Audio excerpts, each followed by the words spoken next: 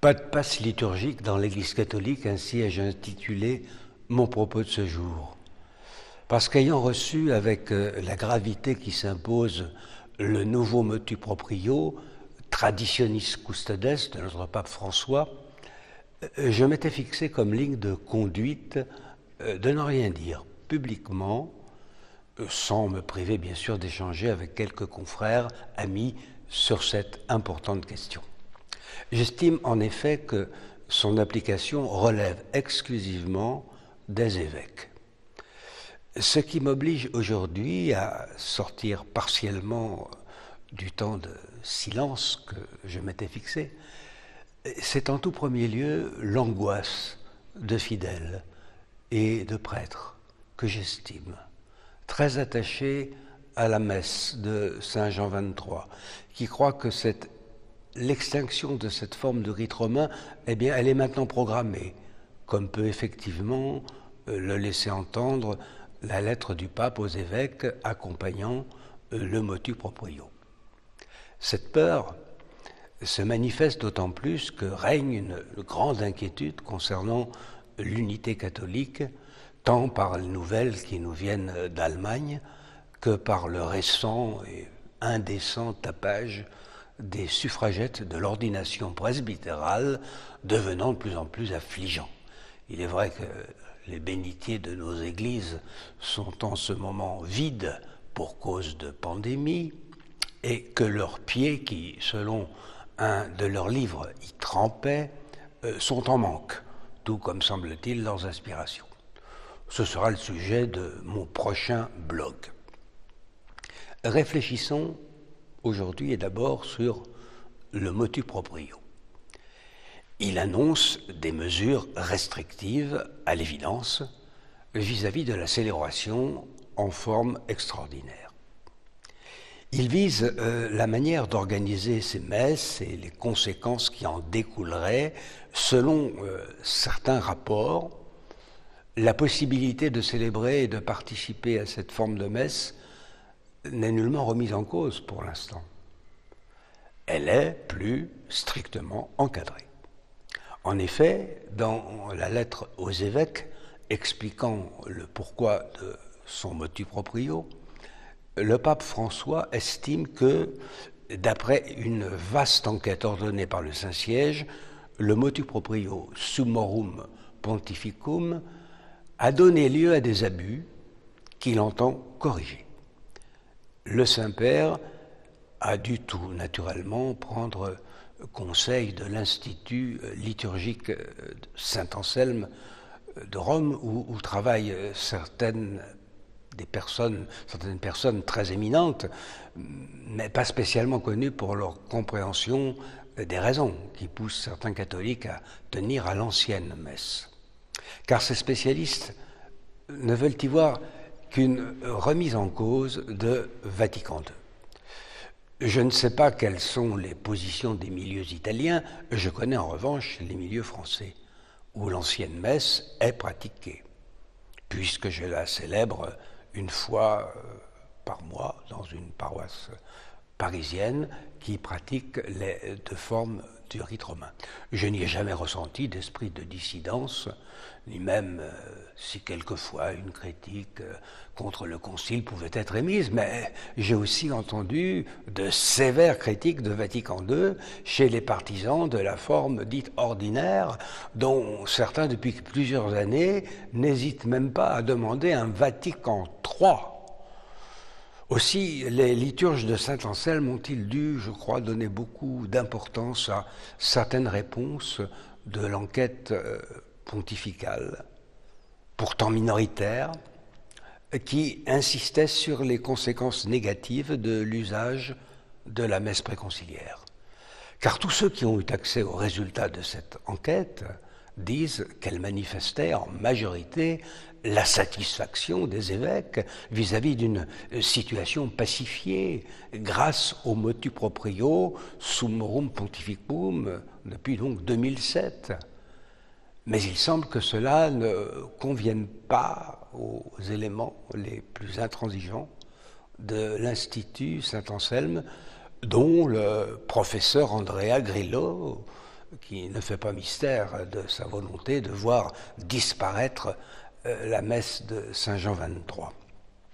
Son opposition à l'ancienne liturgie n'est un secret pour personne.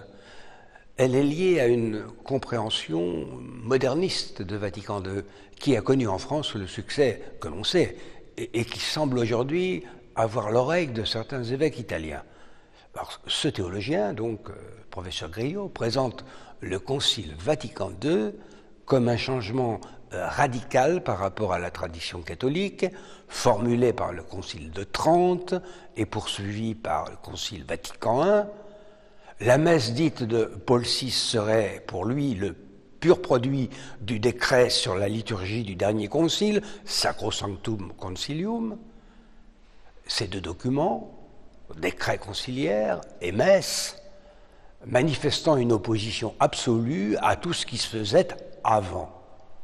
Ainsi, Benoît XVI aurait commis la lourde erreur d'autoriser l'usage de deux rituels en 2007, parce que ceux-ci s'opposaient, l'un comme expression du Concile de Trente, l'autre comme celle de Vatican II. Que peut-on déduire d'un pareil raisonnement ? Sinon que pour le professeur Andrea Grillo, le Concile Vatican II est un concile de rupture. Dans ces conditions, il n'est plus catholique, et la messe qui en est issue ne saurait être pratiquée. Un pareil raisonnement est pour moi inacceptable. De plus, je ne puis oublier la manière pénible avec laquelle on imposa la nouvelle messe en 1969, qui laissa un goût amer chez plus d'un catholique, y compris parmi ceux qui étaient partisans du Concile Vatican II et qui l'approuvaient, c'était la majorité. Eh bien, même chez eux, la messe ancienne garda de nombreux partisans et les a conservés. La caricaturer en la qualifiant de messe cléricale n'est pas digne d'un théologien. Et oser résumer, comme le fait le professeur Grillo, dans les termes que je vais citer, les 14 années d'expérience de Summorum Pontificum est contraire à la vérité. Je cite, « Le résultat a amplement démontré que le moyen de la double forme de l'unique rite romain n'est pas seulement une construction théologiquement abstraite, sans fondement théorique solide, mais aussi un remède institutionnellement incontrôlable, ecclésialement quelque peu lacérant et spirituellement insidieux. » Quelle injure inacceptable et imméritée pour le pape Benoît XVI. Il n'est pas possible, dans la tradition catholique, que le Saint-Père actuel puisse contredire son prédécesseur sur le fond qui touche la doctrine et la foi. Et ce serait faire injure au pape François de laisser entendre qu'il l'ignore. C'est pourquoi je persiste à croire, comme je l'ai laissé entendre au début de mon propos, qu'il faut recevoir aujourd'hui son document comme ne concernant que la forme qui a entouré la mise en œuvre de Summorum Pontificum. À moins qu'on nous signifie rapidement que le professeur Andrea Grillo a remplacé Monseigneur Bonigny, et encore. Mais tenons-nous au présent, parce que tout simplement à chaque jour suffit sa peine. Et je reviens au dernier motu proprio et à la lettre aux évêques. Pour la célébration en forme ordinaire, le pape invite à plus de sérieux et à la cessation d'abus déjà dénoncés par son prédécesseur, et il le fait dans sa lettre aux évêques. Le pape François écrit, je cite, « Comme Benoît XVI, je stigmatise moi aussi le fait que, dans de nombreux endroits, on ne célèbre pas de façon fidèle aux prescriptions du nouveau missel, mais qu'il soit même compris comme une autorisation ou même une obligation à la créativité qui conduit souvent à des déformations à la limite de ce qui est supportable. » Fin de citation. Pour la célébration en forme extraordinaire, le pape veut sévir contre ce qui serait ressentie par certains comme une contestation de la validité de la messe de Paul VI et comme la remise en cause, bien sûr, de Vatican II. Ces dispositions ne peuvent apparaître que comme temporaires, au même titre que celles du précédent motu proprio. Le pape François lui-même le prouve en abrogeant certaines dispositions, preuve que son texte, comme celui de son prédécesseur, a une portée limitée dans le temps, liée aux circonstances, et dans un certain nombre de domaines, ce sont eux que je ressens d'abord comme d'ordre disciplinaire, faisant partie d'une situation qui évoluera forcément. Ceux qui croient que la promulgation de Summorum Pontificum était une excellente chose en 2007 ne doivent pas tomber dans le piège qui consisterait à entamer une polémique contre le texte du Saint-Père, et je pense qu'il serait néfaste de la déclencher. Selon les indications du nouveau motu proprio et en accord avec leur évêque, je pense qu'ils doivent veiller au contraire au maintien des messes en forme extraordinaire et à leur bonne fréquentation. Plus que jamais, ils doivent, dans toutes les circonstances possibles, se rapprocher de leur évêque diocésain, par exemple en concélébrant avec lui lors de la messe chrismale. Et s'il a toute autorité pour l'organisation des messes selon la forme ancienne et nouvelle, je rappelle aussi que ce même évêque dispose du canon 87 qui lui permet de suspendre les dispositions d'une loi émanant d'une autorité supérieure pour le bien des âmes. Et j'indique enfin qu'il est plus que probable qu'il faudra attendre la réunion de novembre 2021 à Lourdes de la conférence épiscopale pour connaître la position de certains évêques sur cette délicate question. Il ne sera donc pas bon de brusquer qui que ce soit. À l'heure actuelle, beaucoup d'informations concordent pour indiquer que la grande majorité des évêques de France ne veut pas rallumer une guerre liturgique et souhaite le statu quo. Certaines réactions le prouvent déjà. Aujourd'hui, les évêques sont plutôt les protecteurs des traditionalistes, et c'est vrai pour les deux formes du rite, vis-à-vis de ceux qui peuvent émaner de certains bureaux romains. Situation qui peut surprendre certains, mais qu'il faut cependant prendre en compte. Car il ne faut pas oublier le long terme.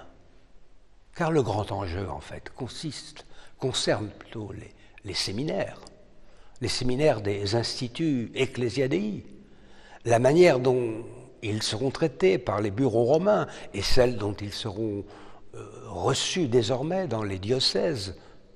On ne doit donc rien compromettre. Nous manquons de prêtres. Et les séminaires de ces différents instituts forment de nombreux jeunes prêtres. Il est donc urgent, comme dit l'Évangile, à propos de celui qui veut construire une tour, de s'asseoir pour réfléchir dans le silence et la prière, tout comme de ne rien faire ou dire qui accréditerait l'idée de rébellion larvée et de rêves d'églises parallèles, idée monstrueuse pour tous les catholiques attachés à la tradition, qui respectent les formes liturgiques reconnues par l'Église, l'autorité du pape, des évêques et des conciles. Le pape donne ici, sous forme de motu proprio, une feuille de route qui oblige les uns et les autres à s'interroger sur leur manière de célébrer et de participer à la messe et d'obéir aux prescriptions du magistère. Et cela vaut pour tous ceux qui pratiquent tant la forme ordinaire que l'extraordinaire. Mais cette dernière est actuellement suspectée.